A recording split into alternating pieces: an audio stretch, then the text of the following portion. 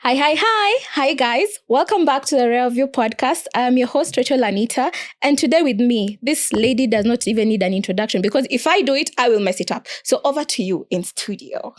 Oh, thank you so much for having me. You're welcome. My name is Nthenya, Mm-hmm. Nutrition by Nthenya.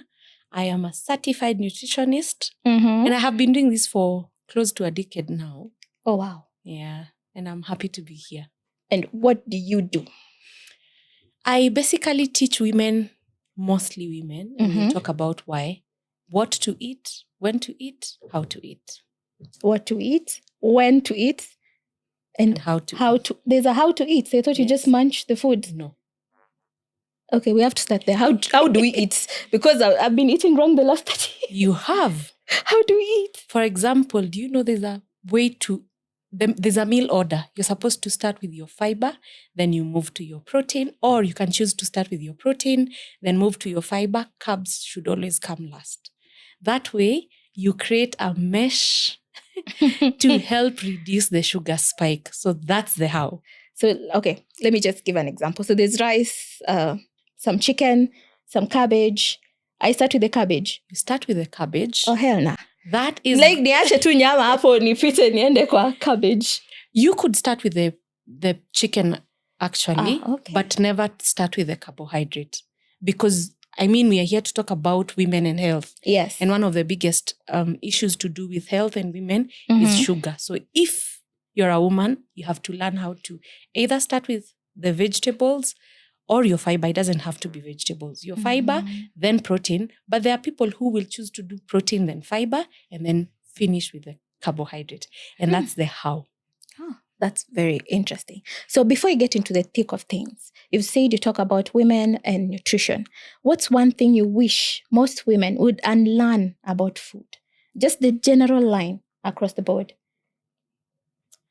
I'd wish to let women unlearn one thing, that there is no food that they should actually not eat. Every food is good food, including cake. Do you have some cake in studio? We might as well. What? Yes, but we told like food. Chapati is bad. Bread, kwanza bread is like the worst enemy to your health.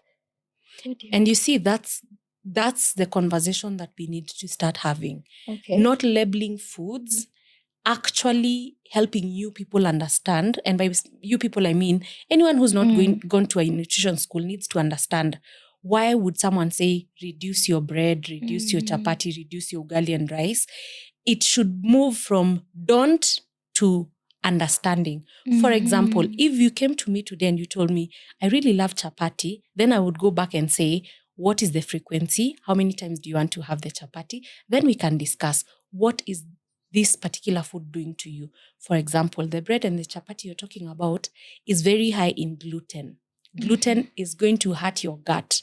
Your gut is going to be, you can get constipated just by consuming gluten, or you can get things like a leaky gut, which is the beginning of a lot of problems. So if I'm explaining to you all these things, you will know now I can't be eating chapati 3 times a week. I have to reduce my chapati consumption to once a week, for example. But then when I'm consuming it, I just don't consume chapati anyhowly. I'll give you an example. Instead of telling you no chapati at all, I'm going to tell you, I know chapati with tea sounds like a very good idea. Yes, it does. You can even have 1, 2, 3. I mean, there's just something about the tea with some sugar and the chapati, Yeah. And I'm relatable, so I know. It's not that I don't eat chapati. Yeah. But when I'm telling you, if you want the chapati to have a less impact on your sugar, I'm going to tell you, let's do 1 chapati. It can be white or brown. Basically, because nowadays we don't really have a difference with that. But if you want to go a step ahead, do the whole meal version, or you can do gluten-free. But don't forget, all these still have calories and they have carbs. So you go back to the meal order. You eat your chicken and your cabbage, or your meat and your cabbage, or your meat and your spinach. Then you have the chapati later. The impact on your sugar is going to be very different. Please note, I'm also here to teach you. Don't mix your chapati with your beans. What are you saying? Chapati wait. Chapo beans, please don't touch chapo beans. I'm not touching. And you see, that's where you people come in, and you, every time we talk about a particular food, you feel attacked. No. I feel attacked. Those combos, what they are doing is they are causing the load on your glucose is higher. When you have chapati and beans, chapati and dengu, chapati and kamande is very different from when you have chapati and meat. And it's also different, yes, because legumes are a source of protein, carbohydrates, and some fiber. When we come to meat is a source of protein. Protein doesn't have any carbohydrates, so it reduces the load. So that's where, when I'm talking to women, it's not just about waking up and telling you, don't eat. No. Now we are going further into the details of, can we actually make you understand how to make better decisions so that it's not a yes or no, can I eat or no. Now I'm getting the how. I wasn't getting it before, but I'm getting the how. Now, when it comes to food, especially for most people, there's something, when I was researching our topic today, I came across a term, food noise. Is this something you can tell us more about? What is food noise? Because I think right now I am having food noise. Food noise is basically where you constantly think about food, even when you're full. You're just thinking about food. You've not even had breakfast. You're already thinking about what you'll have tomorrow for. Lunch. You're constantly thinking about food, and the noise literally won't go even when you're full. Unfortunately, I would say food noise can be misunderstood, and it's very important for you to sit with a professional and make sure what you have is really food noise. You're not developing some sort of eating disorder, because you could, if every time, because you see, every time, if you were to eat every time your mind and body told you to eat, then that leads to an eating disorder where you're constantly just eating and you can't stop. So you could actually need a psychiatrist to help you. But if it's just basically you constantly love food and you think about food, it could be just confused, but we need to get it right. That see a professional, make sure that you're not experiencing more than just food noise. You've said it can be a disorder, because I'm now really thinking about what I'm supposed to say. There are foodies these days, foodies. Mtu mwenye, that's actually their career. I'm a foodie. I'm trying to find a way of asking this nicely. Is that a disorder as well? Do you think we should make a career out of just eating food?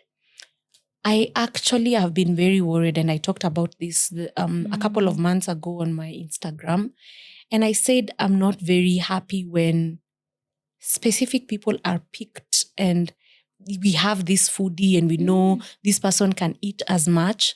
That is actually an eating disorder, because if someone can sit and eat such a huge amount of food and it's not edited, then that's what we call binge eating disorder.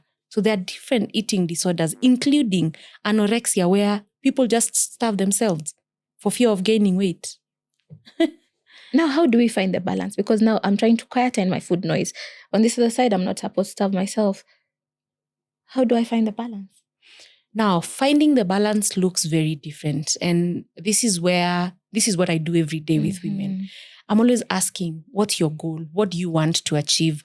How long do you want to achieve it? Because, for example, if you want to lose 10 or 20 kgs in the next 2 months or 2 weeks, then I would know you are prone. And previously you had started starving yourself, you could be prone to anorexia because you want to just be 20 kgs lighter before the next meeting, before the next family function, or there's a dress that you need to fit into, Yeah. And where we get the balance is where you actually first talk to a professional to know that you're not struggling. But when you come to us and we are saying, okay, this is what I need to do, is where we teach you the balance of, now I'm even telling women, you know what, we are not under eating. Can we make sure we are eating enough? Because what we are seeing is you don't eat enough, you come back a couple of months in with issues to do with your hormones or issues to do with your gut. And now I have to take so much time healing your gut or your hormones that the weight is no longer an issue. Yeah. Oh, wow. That the weight is not, that's a strong line right there. Because most of the times you're so focused on weight being the measure of proper health, which is something I'm also concerned about. Does that mean the thinner you are? Because that's what the media is always shoving in our faces. The thinner you are, the skinnier you are, the healthier you are. Is that true? So unfortunately, the media was part of the conversation of skinny, and not just the media, but also the fashion industry, where skinny models would be on the ones, and we never for a very long time saw caviar models. Until now in the recent, I'm seeing, I don't know if people are going to the BBL side to also become caviar. Yes. It's very confusing. Yeah. So the bit where we now get the skinniness is on the ground, because I get a lot of smaller ladies, let me call them that, who come to me with gut issues, cholesterol issues. They come to me, they're not sleeping well. Yes, because, every time you are small, it's like a pass for eating whatever. Yeah. But the caviar ladies will tell you they're consistently on diets. You'll rarely even find them always on a diet. And it's we make this joke of, if I sniff that food, I'm just going to gain 5 kgs. That's not true. But I think it gets to the mind so much for caviar ladies that we always postpone happiness and health, quote unquote, to when you become smaller. You're like, when I get to 60 kgs, hey, I'll be so healthy. Amtanipata. Hizo abs zikianza kutokea hivi. What? I won't be wearing clothes. Hata sitavaa manguo. And then you get to that point. For example, you get unwell. You get to that 60 and you're like, who is this? Yeah. Because remember, as women, we evolve. So much. There's a lot of evolution. So one of the things that I have seen happen to my practice in the past 10 years is the fact that I was taught food, nutrition, and dietetics in school. But the world out here taught me other things. It taught me that you can't focus on nutrition, forget about stress, forget about sleep, forget about the person's environment, forget about the person's mindset and evolution. Makosa ni, Anita, we want to look the way we looked in high school, yet we have 3 kids. If you want to talk to me directly... Sir, if you want to talk to me direct. Don't go through the corners. We are not allowing ourselves to evolve. So that's one of the things we are really talking about now. Now that you brought this point up, like I find it, I don't know if it's just me, maybe my audience will also tell me if they relate to this. When, especially a celebrity, says this is how I looked, and this is how they looked when they were like 18. No offense. Someone is, again, 40, they have gone through childbirth and all those things, but they want to look that skinny as they were at 18. So they go through other methods to look that skinny and then prove a point that this is how I have always looked. Ongeleo maneno, because Mimi, I feel some type of way about it and I don't like it. But you see, then again, that society is also becoming very, I don't know what to call it, because what was life before we knew celebrities and influencers? I'm going to use a very good example. I think boomers really didn't have this weight pressure. And I'll say this, if you look back and you look at your mom, if you are privileged to have one now, then you will notice that she's gone through phases of life. I'm going to use my own mom. Yeah. I remember looking at her photos when I was in primary school and she was a bit heavier. I mean, that was just when she had gotten kids and the kids were now teenagers. I think I was about 9. And looking at her now, the kids left the house, my sister and I left, and now she was left to focus on herself. And I'm seeing she's looking healthier and smaller, which, if that's a measure, she's looking more put together now and without any pressure whatsoever, because she doesn't have that image she's put, or, for example, a vision board where she knows by 2027, I have to. We are putting pressure on ourselves. What an influencer or a celebrity does should not be any of your business. Yay. to be sincere, because That is true. our bodies are different. If Yeah. this person chooses to do this thing, why is it affecting you? Yeah. And that's where we are in this era of you see something on TikTok, you want to do it. Yeah. You come to Instagram, you want to do it. You go to YouTube Shorts, You want to do it. so you confuse your body so much that you don't even know what you want for yourself. So you can't want that body, and yet you've evolved. And there's nothing wrong with people knowing you're a mom. Yeah. Because Well, there's nothing wrong. I mean, you even gave birth. You went through 9 months, carried this pregnancy, you breastfed or fed whichever way. And you then raised this person. you're raising this, you're actually seeing yourself in a young person. And then you want to stress yourself and take yourself back to when you didn't have a child. The body will come when it needs to. Mm-hmm. And when you put in the work consistently. Yes. Not 2 weeks, 3 weeks. But then how do you handle such a client? I come to you, I tell you, Nthenya, I have my anniversary coming up in 1 month and I need to lose 10 kilos. Make it happen. Unfortunately, I would have worked with that client when I was young in business. Oh, really? Yes. But now I don't. My goals as a nutritionist have really changed. I am here to support you long term. I am here to teach you preventive care. I'm here to teach you how to manage. I'm here to help you reverse diseases.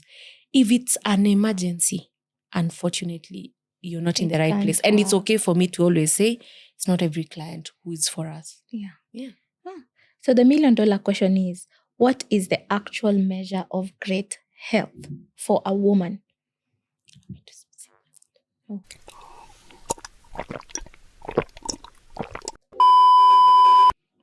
Please repeat that question again. What is the measure of great health for a woman? Wow, that's a very great question. But I would like to say this. The measure for health for a woman differs from one lady to another, one woman to another. Mm-hmm. It depends with their stage of life. It depends with what they want to achieve. It depends with how their life looks. Now, for example, if we talk about age, it would be very unfair for me to cluster women who are perimenopausal and menopausal together with very active ladies who are even trying to conceive. Mm-hmm. Because one is on the verge, the hormones are at the peak, the other one, the hormones are going down. So now we are very keen to tell women to make sure you're customizing and personalizing your care. But generally, what health would look to a woman would be your hormones are in check. That would mean you're not missing periods unless you've been diagnosed with polycystic ovarian syndrome. So if you've been having healthy periods or consistent and regular periods and all of a sudden something is amiss, you need to check on that. I would also talk about health in women in regards to their skin. I mean, every lady wakes up to look at the skin. So if your skin is peaking, if it's drier, if it's becoming pigmented, or you're noticing it doesn't look the same way, that would be, I would tell you to check. That's not healthy. Then we'd go to other markers like cholesterol, just checking your blood works and making sure you are cleared. If your cholesterol is okay, and now you're really working also on your body for gaining muscle, losing extra fat if need be, and also just generally making sure you're sleeping well, you're eating well, you're resting well. Because if either is not balanced, then you will not be healthy at all. Eating well, sleeping well, and I forgot the other one. But I could also add, besides that, it's also very important for women to work on their gut health. So if your gut health is not good, and how would you know that?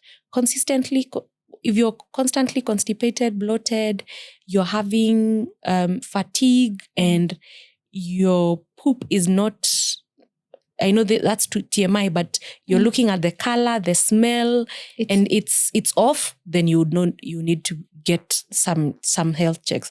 Because, like, for example, you could get hormonal imbalance, what we call estrogen dominance, just because you're constipated and the body is not releasing the extra estrogen. So the body reabsorbs it. Yeah. And estrogen dominance is one of the reasons why we gain weight, by the way. Okay, you can't just leave me hanging there. I need to know what do you mean? Yes, because just by being a woman, I'm gaining weight. Yes. This is why we say, like, when a man goes to the gym for 2 months, you see like drastic change. Oh, man, up for 2 months. 2 months is a long time. I get men who lose weight because their women were on the program. So they weren't trying. They didn't do anything. The lady loses 2 kgs. The guy has already lost 5. Okay, this is feeling like our own body is fighting against us. And you see, that's the problem. It's our bodies are very different. Men's bodies are more masculine. Our bodies have more fat. I'm getting very angry right now. to support childbirth. Yes. Muscle helps you lose fat faster. Mm-hmm. Actually, muscle helps you burn fat faster. Even at rest. Mm-hmm. A man doesn't even need to go to the gym. A man just needs to remove sugar and you will see it on his shirts. The shirts become loose and you're like, okay. But for women, we have a lot of things that cause us to gain weight. Okay. And that's where I come in. I like to tell women, it's not everyone. Even in the society, when you see women have gained weight, women will gain weight because of contraceptives. Mm-hmm. Women will gain weight because of hormones. And it could just be her gut health is not good, so now she's reabsorbing the estrogen, so she experiences estrogen dominance. This lady could just be stressed. Actually, another thing that is causing a lot of women to gain weight is undereating. What? Bro, what are you talking about, man? What? Yes. That is... Undereating causes you to it can cause you to gain weight. Because the body starts wanting to compensate. Now, I'll tell you this. That's one of the things I am out to make sure a lot of women don't do this year. Okay. I'm out to make sure women stop undereating and now they actually eat correct amounts of food. What are we doing? We are waking up, taking a cup of coffee in the morning and then sipping on more coffee, and then we have 1 meal a day at around 4 or 5 p.m. Okay? Yeah. Now, in the morning when you wake up, am I saying don't fast? No. But I'm saying a woman's body is, you are supposed to support your hormones, including your cortisol hormones. Cortisol is the stress hormone, okay? Mm-hmm. The stress hormone during the day, it's supposed to dip. But what we are doing is when you take a cup of coffee in the morning, what do? You start spiking it again. Yeah. Cortisol is a fat storage hormone. So you could be gaining weight and you're not eating for sure. And then when you're under eating... Somebody shoot me. Like we can't win. We literally can't. Okay, I think we can win. We can win when you actually put in the right measures. But what we are doing to ourselves is consistently just affecting our hormones. So what happens is you undereat, your metabolism actually shifts. So it becomes so low. So whatever food you eat, you actually just end up storing it. I'm so sad for myself and all the other women who thought OMAD is the way. But it could work. And unfortunately, a lot of studies are being done on men. We are having very few studies being done on women, including the fasting. And even the women who've done fasting for some time, they'll come and tell you, I lost muscle mass, I became a bit weak, I started losing my hair, my nutrient profile wasn't looking good. Yeah. Okay. All right, that makes me wonder. There's always been this conversation about fork versus the gym. So which one is better? Should we focus on the food or focus on gaining muscle? How do we get the ideal weight? Because now it's not just about becoming skinnier, it's about being healthier. Health has really changed. It's no longer do a lot of cardio and then eat less. Now we are shifting the focus to being able to train 2 to 3 times a week. So lifting weights 2 to 3 times a week is enough for you to gain muscle. This idea of going to the gym Monday to Monday, I don't know where we are getting it. That's another way of also raising your stress hormone that we talked about. So you need breaks in between your workouts. So 2 to 3 workouts per week, and include a lot of walks in between, and now focus on your plate. A lot of protein. I know it's not supposed to be a lot, it's supposed to be enough protein. Enough protein, your fiber, and just enough carbohydrate. So I can't choose fork. We have to find a way to make it. You have to find a way to make it balanced. Pamoja. Yes. All right. So now, this one I know it's a touchy-feely subject, but we can't talk about nutrition, weight, women without talking about the elephant in the room, Ozempic. Do you think Ozempic is a solution to all this for most women? Because I can tell you, as a woman who has tried fighting off weight for years, when I hear a solution that tells me, Anita, you can look like this by December, I will most certainly take it. As a nutritionist, what is your honest opinion about using these drugs? So in my undergrad at Kenyatta University, I like going back to that because I didn't wake up and become a nutritionist. I actually went to school. She went to school. I went to school. She's a graduate. I have a degree in food nutrition and dietetics, and I took close to 2 years for coaching. So I did 1 year in community, and I did half a year and 2 separates in hospitals. And why that is important is because I have experienced nutrition in a broad way in the country. And I would say I remember very well that fat loss is not a one thing. It's lifestyle. You can lose weight through lifestyle, which is key, because with lifestyle, you still need to, with all the rest, you still need to do the lifestyle. You need to work on your lifestyle. Yeah. Then there is procedures like gastric balloon, gastric sleeves, gastric bypass, and then there's the medication. GLP-1 is Ozempic, Mounjaro, and the like are just part of a lot of other medications that can be used to help you lose weight. Now, the initial intention for Ozempic, Mounjaro, Wegovy, and other GLP-1s is not for weight loss. It is used for type 2, but one of the side effects is weight loss. With that said, I like to always go back and ask myself, how did you gain the weight? Very important question. Did you gain the weight because you were eating more and you weren't moving and you were stressed, or you used a contraceptive and it affected you? That's one. Or two, did you get unwell? Or, for example, there are people who gain weight just because they were on steroids and that was for medical use. And when you come to us, we are asking you these questions. When you start this particular medication, when you go for this procedure, how long are you going to be on it? What dosage are you going to be using? And are you able to sustain it? That is financially. Even just physically. Okay. Because I know people who've been on it and 2 weeks, they're like, I can't because of one thing. It comes with side effects. You'll hear nausea, gut discomfort. A lot of them are complaining about constipation. I've had some talk about lack of sleep, loss of hair, a lot of muscle loss. So what we are doing is we are tabling this to the patients or the clients. Okay. And I'm saying this. It's time women choose something that supports them.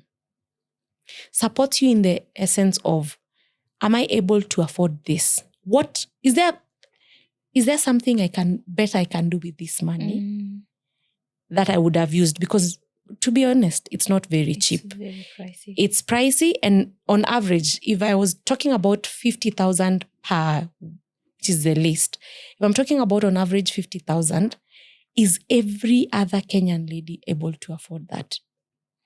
And how long do you need to be on it? And how long are you going to sustain it? If we do 50, that's about 600,000 every year. For how long do you need to be on it? Because I just saw a study about 2 weeks ago that said the regain weight of anyone who's off this medication is 4 times more. What? I saw it. I could share it with you. You can even Please share. link I it. have to put the link up 4 times more. It's 4 times more. And this is because a lot of people hop on these medications and they forget their lifestyle. They forget to train, so they lose muscle. And remember, I told you it's muscle. You actually, what we are changing to is building muscle for women, for their bodies to be able to lose fat and keep the fat off, even when they are not trying. Okay. So it's changing, and it's also for us to understand, have there been any long-term studies, not just scientific and being done on rats? Are there studies that have been done on humans for 5 to 10 years or even more to see what are the real effects? Am I against it? I'm saying sit down And wait. and don't sit down with someone. No, sit down with yourself. Choose, and just remember, when you go that way, make sure you're also supporting it with a lifestyle. I know there are people in the country who are now making sure you have a nutritionist and the like, but it's very important for you to make the decision yourself so that you don't come back and say, Nthenya said. You know me, if I tell you to walk, if anything happens to you during the walk, you'll never come and say, Nthenya, you told me to walk, this happened to me. You'll have enjoyed the walk. Yeah. No, I think that was heavy a little bit. That's true, because I think when I can't not mention this because it's a personal preference for me. I have not looked into it that much, but some of the medication come with a warning for even disease like cancer. Is it really worth that risk? Is it? You see, every decision has a consequence. Yeah. Every single decision. Yeah. And the way people on the internet are arguing it out is, I'm okay with the side effect that would come now. I might be on I might be on the lucky side of the ones who never get the side effect or the very severe ones. But then I keep saying, let's, as Kenyans, because I'm sure you reach out to a bigger Kenyan community, let's not wait to lose another life like we did with the lady, may her soul rest in peace, so that we wake up. Make the decision for yourself, let it not be. But let's also remember, once you start, you need to be able to sustain it. Yeah. Yes. Oof. Okay, now let's talk carbs. Just the other day, before you came here, you posted about ugali. Girl, what's the beef with ugali? Did you see what I did there? What's wrong with carbs? What's wrong with okachana tana carbs? Chapo, I can forgive, but ugali is a staple in our households. Like, all we have known growing up is always ugali skuma something. Ugali dini. What is wrong with ugali? So I'll say this, nothing is wrong with ugali. What is wrong is sugar. Okay? Now, if we started, it's time we actually wake up and start treating sugar as the poison it is and not a treat. Now, you're asking yourself, is ugali sugar? Yeah, where's Nthenya going with this? I'm like, sugar is sugar, the one you put in tea. Yes, and that's why a lot of us will say, my goodness me, I don't take, I don't put sugar in tea, but they're eating 300 grams of ugali. If we equate it to teaspoons of sugar, that's about 20 teaspoons of sugar. Now, in a Kenyan setup, you're not serious. I'm serious. And you see, the beauty about what I do is science that you can check anywhere. Now, if you go back to the history of some of the foods we are eating, they were not originally our foods. These are foods that were brought during, we don't need to go to history. But we somehow decided to be very smart about it and even started processing it. Even the type of maize we have in the country and we go for is not the best. There's a time we even had this discussion where we was the conversation on saying the white maize is what is supposed to be fed to cows and horses. Yeah. But we found, because it's very available. We actually kind of weigh the Kenyans' economy by if you can buy packet of unga ugali. If it goes up, we know yenyewe tuko vibaya. But the problem is we are consuming these carbs like our life depends on it. In a Kenyan family, we are eating bread in the morning. Why? It's affordable. Yeah. Bread is no longer a luxury. Then this person will have something like ugali.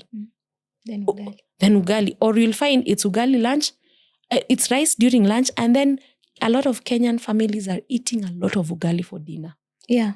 I mean, mzee akifika kama hakuna ugali, hakuna chakula kwa hiyo nyumba. Hatujafanya hivi. In my community we have to. Hatujafanya hivi. Yeah. But then what are we finding like this? What's the impact? And especially even the time. Now, remember what I said when I sat here. I told you, I teach women what to eat, when to eat, And how to eat. Why do you want to eat a heavy carb meal, which is supposed to be an energy-giving food on your way to bed? What energy do you need? We just need to feel full. And that's the problem. Our stomachs are not meant to be feeling full when we are headed to bed. The housekeepers of the gut need to be cleaning up while you're actually, and that's the problem. Some of us could be sleeping 8 hours, but waking up very fatigued. Yeah, that's true. Because when you're sleeping, your body is fighting between rest and digest. So you should be eating 3 to 4 hours before bedtime. Rest and digest. Rest and digest. Yeah. So ugali is not bad. It's what portion of the ugali are you eating? What type of ugali are you eating? For sure, a lot of our families are going for the whiter one, the clearer one. Yeah, we like how white it looks. How I white don't know it looks. who whitewashed us like that. We like the whiter, if it's softer. no. The whiter, the softer it is, the higher the impact on your blood glucose, your blood sugar. So it's better if we're eating ugali, eat like ile ya kusiaga, wimbi, like different, not just the plain white, fully refined. Yes, actually, ideally, just eating whole carbs, whatever whole carb. Think about boiled maize. It would be best to eat the boiled maize than the ugali. Oh, really? Yes, because what do you do? What happens to maize when you're going to the posho meal? It's really... What do they do? Hizo vitu mnapea kuku ndo tunafai kuwa tunakula. For real? Yes, that's fiber. And what does fiber do? Just back to what I said. Fiber is what we are missing out on. And unfortunately, what is happening, a lot of us are not even consuming half of our fiber intake for the day. For women, it's supposed to be 25 grams, men 35 grams. Should we start measuring our and food? No. And that's why we teach you. Because for example, I'll tell you, instead of eating your rice and kamande, I'll tell you just eat a cup of njahe, for example. It's already 15 grams of fiber. And then for dinner, if you eat your chicken and ndoma or ngwashe and some cabbage or broccoli or carrots, then you're ready. And for breakfast, maybe, for example, you woke up and had oats and eggs, you're closer to your fiber. I think we really need to change how we think about food, honestly, because what you're saying versus what I have grown up knowing, seeing over and over in all the Kenyan households, it's very different. It sounds new, but I think that's how we are supposed to be living. But remember evolution. Yes, evolution. And a lot of I remember very well, I keep saying my mother was my first nutritionist because my mom would buy chapati flour and put it in her room. Because every time she'd go to work, my sister and I would. My sister and I would go and make korogo. It wasn't pancake. It was now the crepes. Oh, yeah. Because now, this is the chapati flour that we are stealing. Yeah. Because the next time when they're making chapati, they'll not know. Yeah. If you touch the pancake one, she will know. Yeah. So we'd still, I remember very well. And so consumption of crepes, consumption of chapati was not a lot. But she would make sure she has pumpkins and cassava and gouache. And I think westernization made us really want to get out of that. Yeah. But I'm here to tell you now, the richer Kenyans now are eating your whole foods. That's what they're not telling you. Mm-hmm, mm-hmm. If you go to the Kina Karen and Watt and Runda, farmers markets are doing very well because these people have realized whole food is the trick. The processed food is being left to the average Kenyan because of what? We don't want to prioritize food. And our health. And our health. Oh, anyway, and then that was such a nice ride. Now I think we'll just wrap it up nicely. What's one myth about food that you wish most women would just let go of? One myth about food that I wish women would let go of. That food is an enemy. Food is not your enemy. Your mindset around food is. Sit down, look into your traumas, look into where did you lose this relationship with food? Just go back and work on it every single day. It's not something you'll do today and then it happens. And also, let's be very consistent. Give yourself time for things to work. The faster it goes, the faster it comes back. I don't think I have anything else to add to that. Thank you so much for coming to my show. So how do guys reach out to you in case they need more follow-up on this? Please check our Instagram page on Instagram. Kindly check our Instagram page, Nutrition by Nthenya. You can also follow our new company page. It's called Nutricom. You will find our numbers there. Side chat. Mi ndio na chat na wewe huko Instagram. Thank you. Thank you, guys. Until next time. Bye.